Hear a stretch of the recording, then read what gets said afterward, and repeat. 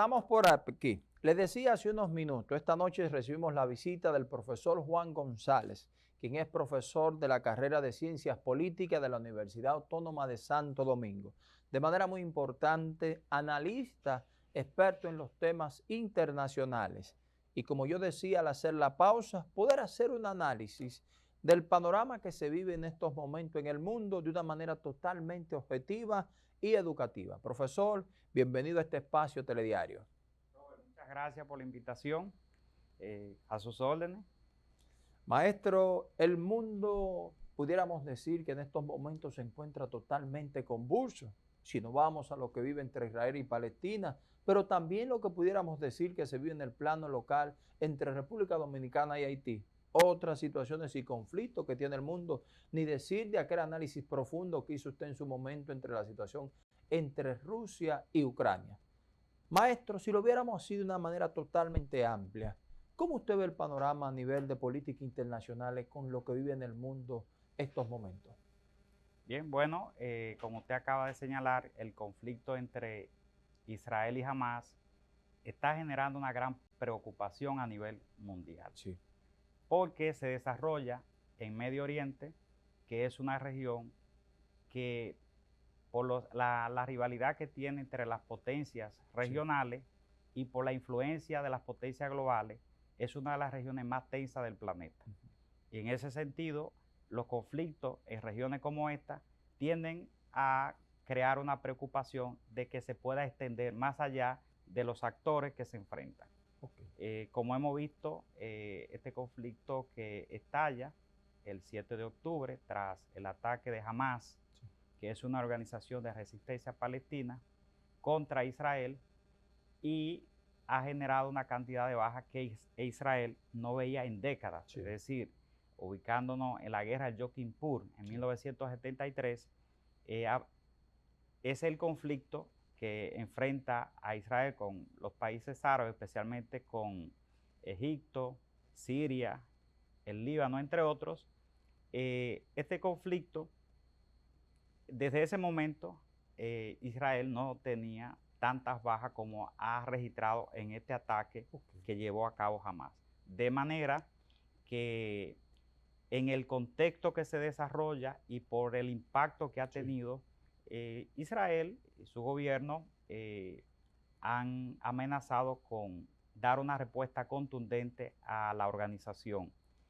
Sin embargo, ahí está la preocupación sí, de que la organización que controla la Franja de Gaza, que es uno de los territorios sí, que forma parte de lo que es un futuro Estado palestino, porque está en un proceso de consolidación, pero en los últimos años eh, el proceso se ha paralizado y Gaza se ha convertido en una zona controlada por Hamas, sí, pero bloqueada por Israel por aire, mar y tierra. De ok, manera que esta parte de los territorios de Palestina, que los reclaman los palestinos sí, como parte, eh, como territorio del futuro Estado, pero que la Autoridad Nacional Palestina no tiene el control, ok, porque en el 2007 se da una guerra civil en los territorios palestinos y la Autoridad Nacional Palestina, que tiene como brazo armado al Fatah, sí, logra expulsar a Hamas de Cisjordania, que es donde tiene asiento la Autoridad Nacional Palestina, y Hamas hace lo propio de Gaza, de manera que Hamas se queda controlando el territorio de Gaza, mientras que la Autoridad Nacional Palestina mantiene el control de Cisjordania. De manera que en ese contexto de, de lucha es que entonces Hamas consolida su dominio sobre el territorio y desde el 2008 a la fecha ha librado 5 enfrentamientos con Israel. Pero este ha sido el ataque más sangriento, más mortífero para Israel, con un saldo que superan los 1.400 personas fallecidas, sí, más de 3.000 heridos y unos 199 secuestrados. De manera que, como señalaba anteriormente, ha tenido un gran impacto sí, en Israel y por tal motivo el gobierno ha reaccionado. Esto ha provocado que el gobierno de Benjamín Netanyahu Sí. haya convocado a más de 300.000 reservistas para que se unan a su ejército con el objetivo de de llevar a cabo una operación terrestre en Gaza. Lo que se percibe es que una operación terrestre pudiera ser muy catastrófica Devastador, por la maestro. cantidad de víctimas civiles que puede provocar esa operación. Ya a la fecha se contabilizan más de 3.000 palestinos que han fallecido por los ataques de Israel y alrededor de 10.000 ya han sido heridos. De manera que estamos ante un conflicto que ya comienza a mostrar una situación humanitaria delicada y que la comunidad internacional ha reaccionado. Las grandes potencias como Estados Unidos, China, Rusia, han mostrado preocupación por el conflicto y están llamando, especialmente en el caso de China y Rusia, han llamado a la negociación. Estados Unidos está haciendo su mediación por su parte, buscando algún consenso con los países árabes y de manera que puedan lograr resolver el problema sin ir a una situación que provoque un mayor derramamiento de sangre. Maestro, algo muy importante aquí que son de las cosas que la población que estamos de este lado tenemos mucha duda o desinformación. ¿Este conflicto es cierto que es religioso o es por tema de espacio o de terreno, maestro? El conflicto, aunque la organización es islámica, en sí se mezcla lo religioso, pero el objetivo de la organización más que todo es reivindicando el control de un territorio. Ok, el territorio. Tenemos que irnos un poquito más atrás a 1947, cuando la Asamblea General de las Naciones Unidas emite una resolución ordenando la creación de un Estado árabe y uno judío en esos territorios. Israel, un año después, en 1948, proclama su Estado, proclama su independencia. Sin embargo, los países árabes se niegan a aceptar la independencia de Israel y a crear un Estado árabe en ese territorio porque entendían que no debía existir, ya que países como Egipto, Jordania, tenían intereses directos en esos territorios. Es por ello que la guerra que se da tras la declaración de independencia de Israel en 1948, porque automáticamente se produce una guerra con los países árabes, tratando de evitar que Israel consolide el Estado. En esa guerra, Egipto termina con el control de Franja de Gaza, en tanto que Jordania con Cisjordania. Pero Israel lo va a reconquistar, o sea, va a tomar el control más bien de esos territorios en 1967 en la Guerra de los 6 días. Esa guerra es la que va a crear una dinámica de conflictividad, porque posteriormente las Naciones Unidas en el Consejo de Seguridad aprueba una resolución que es vinculante, es mandatoria, que pide a Israel que devuelva los territorios que ha ocupado y que se vuelva a la frontera antes de la guerra de 1967, a la Guerra de los 6 días, en esa resolución.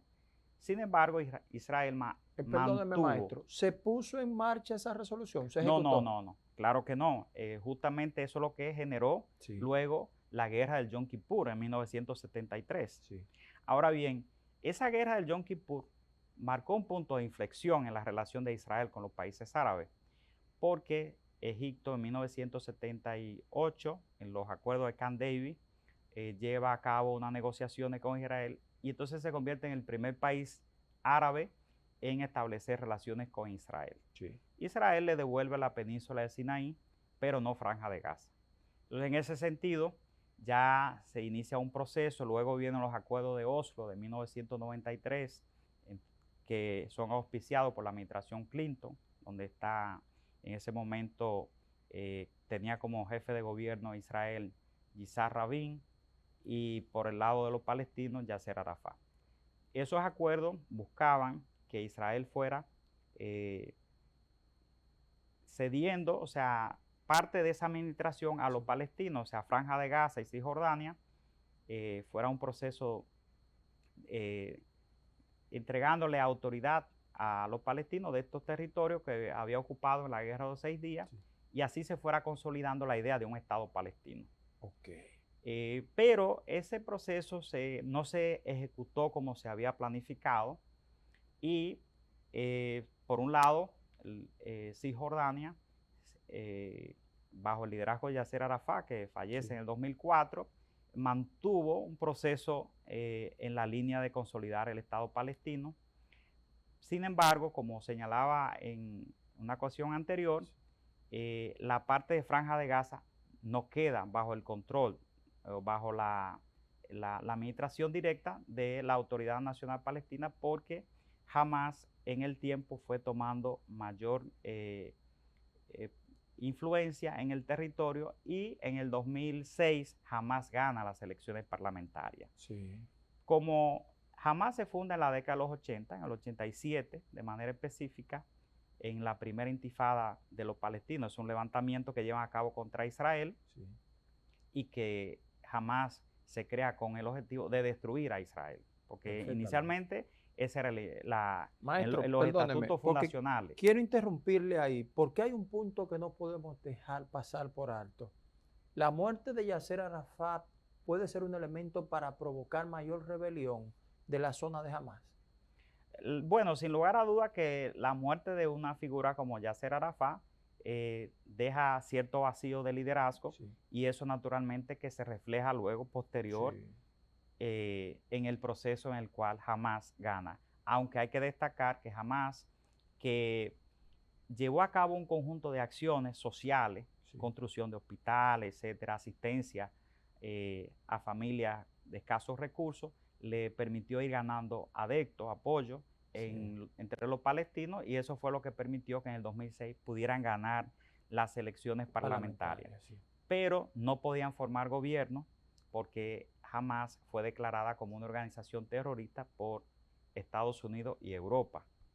Por tal motivo, los recursos que recibían tanto de Europa como de Estados Unidos, los palestinos no lo iban a recibir si Hamás formaba gobierno. Entonces se da en el 2007 esa guerra civil y, como señalaba, en el caso de Cisjordania logra mantener el control de la Autoridad Nacional Palestina, logra mantener el control de Cisjordania y Hamás se queda con el control de Franja de Gaza. Hamás queda como una especie de niño malcriado. Sí, está correcto, ahí, pero no tiene una organización radical, sí, de resistencia que cuenta con el apoyo de algunos países árabes, especialmente de Qatar, porque realmente surge bajo el amparo de Qatar y de los hermanos musulmanes de Egipto. Sí. Luego, en el tiempo, ha ido buscando un acercamiento con Irán, porque resulta que Hamás es una organización sunita, que es una rama contraria al chiismo que profesa Irán. Sí. Irán, históricamente, la organización que ha patrocinado es Hezbollah, que opera en el sur del Líbano. Claro que sí. Y que se ha enfrentado constantemente a Israel también. Sí, sí, pero Hezbollah es una organización mucho más poderosa y viene con una experiencia de combate mayor, porque además tiene ramificaciones internacionales. Claro. Es mucho más poderosa y representa una mayor amenaza, no solamente para Estados Unidos, sino para otras potencias occidentales. Maestro, usted tiene poco tiempo, pero su presencia no se puede dejar de aprovechar. Unos minutos más ahí, maestro, que son muy importantes, porque sé que la audiencia ahora mismo está totalmente en expectativa con su participación en este espacio. Maestro, vámonos a los tiempos actuales. Usted ha hecho una descripción excelente, brillante.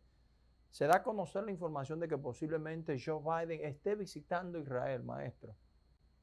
¿Pudiera provocar esto algún tipo de revuelo o una situación de alguna respuesta de estos grupos ante esta presencia allí, maestro? No, realmente, porque hay una realidad. O sea, estas organizaciones, en el caso de Hamás, no opera con un enfoque radical global, sino que está centrada en la su territorio, en la lucha contra Israel. Okay. Y como hemos señalado, hay una lucha de los palestinos en sentido general, sí, por la creación de un Estado.